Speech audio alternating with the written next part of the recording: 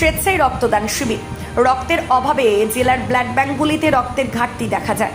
সেই প্রেক্ষিতে তথা গ্রীষ্মকালীন রক্ত সংকট মোচনের উদ্দেশ্যে বুধবার West Bengal Voluntary Blood donors society এবং বীরভূম ভলান্টারি ব্লাড ডোনার্স অ্যাসোসিয়েশনের তত্ত্বাবধানে লাভপুর ব্লকের লাঘোষা আদর্শ ক্লাবের উদ্যোগে একটি স্বেচ্ছায় রক্তদান শিবির হয়।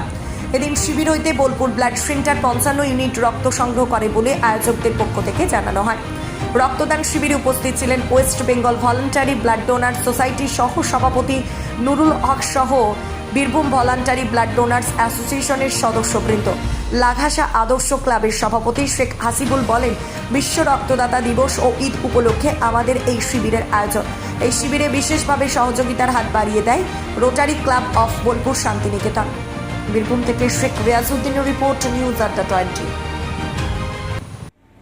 আজকে লাঘোষা আদর্শ ক্লাবের উদ্যোগে একটা স্বেচ্ছায় রক্তদান শিবিরের আয়োজন করা হয়েছিল। আমাদের West Bengal Voluntary Blood Donor Society তথা Birbhum Voluntary Blood Donors Association এর তত্ত্বাবধানে ছিল। এই শিবিরে থেকে সংগৃহীত রক্ত বোলপুর ব্লাড সেন্টারে জমা হলো। এরা টার্গেট করেছিল 60 ইউনিট।